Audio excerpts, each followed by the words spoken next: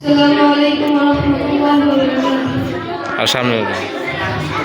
نحمد ونصلي على رسول الكريم أما بعد فأعوذ بالله من الشيطان الرجيم بسم الله الرحمن الرحيم وما أرسلناك إلا رحمة للعالمين وقال النبي صلى الله عليه وسلم من تمسك بسنتي فله أجر شهيد. গতকালে বক্তৃতা প্রতিযোগিতা অনুষ্ঠানে সম্মানিত সভাপতি ও বিজ্ঞ বিচারক মণ্ডলী, সুযোগ্য পরিচালক ও প্রিয় উপস্থিতি, নির্ধারিত আলোচ্য বিষয় সিরাতুন নবী সাল্লাল্লাহু আলাইহি ওয়াসাল্লাম। আমার অল্প সময় কিছু বক্তব্য দেওয়ার চেষ্টা করব। আমার তৌফিক ইল্লা বিল্লাহ। মুহতারাম হাজিরিন, রাসূল সাল্লাল্লাহু আলাইহি ওয়াসাল্লামের জন্মদিনটি ছিল সোমবার, মাসটি ছিল রবিউল আউয়াল, সময়টি ছিল সাল, সালটি ছিল 570 খ্রিস্টাব্দ। তার জন্মের সময় ফেব্রুয়ারি পর্যন্ত ছিল। তিনি ছোটবেলা থেকে বিভিন্ন অঞ্চল ছিল বিশেষজ্ঞ ছিলেন। তিনি 40 বছর বয়সে নবুয়ত হন। তারপর 13 বছর মক্কা ইসলামের দাওয়াতের পরে হিজরত করেন মদিনায়। 11 হিজরিতে ইন্তেকাল করেন। মাতার নাম আমিনা, পিতা আব্দুল্লাহ, দাদা Abdul Muttalib.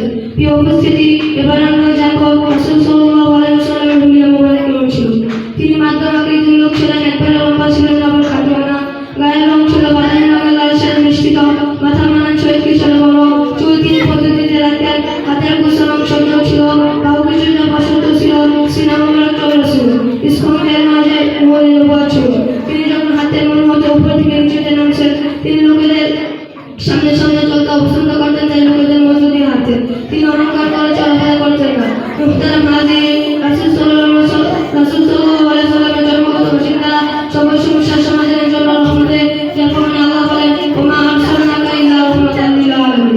O prophet, I have sent you as a mercy to the people of the world। অর্থাৎ হে নবী, আপনাকে জগৎবাসীর জন্য রহমত করে পাঠিয়েছি। তবে মনে রাখতে হবে, রাসূল সাল্লাল্লাহু আলাইহি ওয়াসাল্লাম যে সুন্নাতগুলো লিখে গিয়েছেন সেগুলো আমাদেরকে পালন করতে হবে, কেননা রাসূল সাল্লাল্লাহু আলাইহি ওয়াসাল্লাম এই সুন্নতে যারা মানত। রাসূল সাল্লাল্লাহু আলাইহি ওয়াসাল্লাম বলেন, মান আহাব্বা সুন্নতি ফাকাদ আহাব্বানি ওয়া মান আহাব্বানি কানা মাই ফিল জান্নাহ। অর্থাৎ যে আমার সুন্নাতকে মহব্বত করলো সে আমাকে মহব্বত করলো, আর যে আমাকে মহব্বত করলো সে আমার সাথে জান্নাতে থাকবে। বন্ধুগণ, রাসূল সাল্লাল্লাহু আলাইহি ওয়াসাল্লাম কিভাবে খাবার খেয়েছেন, কিভাবে চলাচল করেছেন, এক কথায় তার জীবনের প্রতিটি ক্ষেত্রে রয়েছে সুন্নাত। তার জীবনের পড়ার পাশাপাশি তার সুন্নাতগুলো আমাদেরকে চিন্তা করতে হবে, কেননা রাসূল সাল্লাল্লাহু আলাইহি ওয়াসাল্লাম বলেন, মান তামাসসাকা বিসুন্নতি ফালাহু আজরুন শাহীদ। অর্থাৎ যে আমার একটি সুন্নাতকে চিন্তা করলো সে একটি শহীদের সত্য। তাই আসুন এই অনুষ্ঠানে